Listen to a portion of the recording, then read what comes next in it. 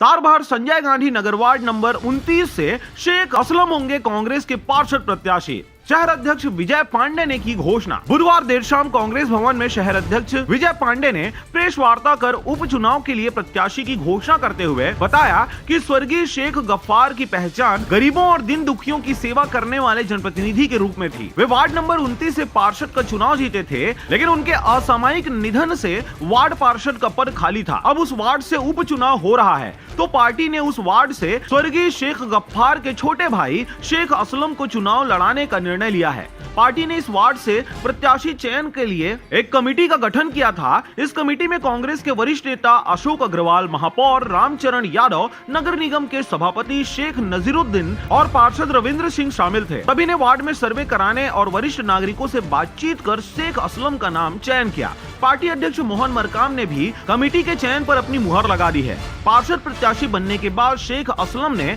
Media से बात करते हुए कहा कि उनके भाई हमेशा लोगों की सेवा करने के लिए खड़े रहते थे।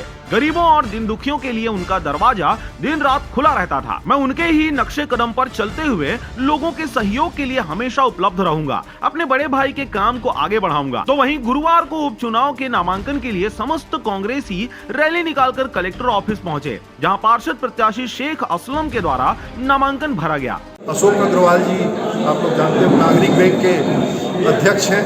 दूसरा आपके शेख नजरुद्दीन जी जो सभापति हैं, और रविंद्र सिंह जी योग आयोग के सदस्य हैं। 3 लोगों की सर्वे टीम हम लोगों ने बनाई थी। उन लोगों ने बहुत गंभीरता से 4-5 दिनों तक के सर्वे किया। उसके बाद उन लोगों ने रिपोर्ट दिया और सभी कांग्रेस के जो सहकारिता क्षेत्र से जुड़े हैं, निगम मंडलों के पदाधिकारी हैं, हमारे ग्रामीण के अध्यक्ष जी हैं, महापौर जी हैं, विधायक जी हैं, सारे लोगों से हम लोगों ने विचार विमर्श करके जब एक मत हो गया, तब हमने प्रत्याशी का चयन करके उनको अधिकृत प्रत्याशी बनाया। सर्व समाज के एक जन नेता थे, उन्हें लोगों की सेवा जो भावना से काम किया है, मैं उनके साथ बहुत समय तक रहा हूँ। उन्होंने कभी भी ये देख के सेवा नहीं की मेरे घर में आने वाला कौन व्यक्ति है।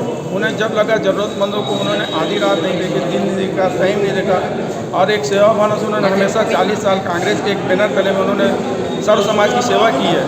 मैं उन तक तो नहीं पहुँच पाऊँगा, पर उनके बताए हुए रास्ते पर चलकर मैं आगे उसी सेवा भावना से काम करना चाहूँगा।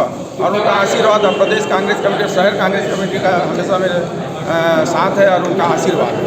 विपक्ष का आरोप मिथ्या है, झूठ है। मैं तो सोशल मीडिया से भी जुड़ा हूँ।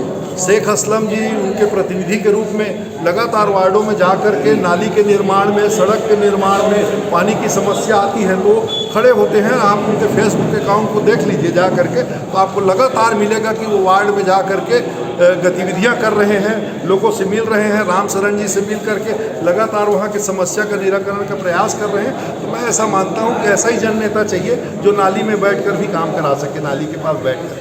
बिलासपुर से अमित पाटले की रिपोर्ट, RJ रमझाझर।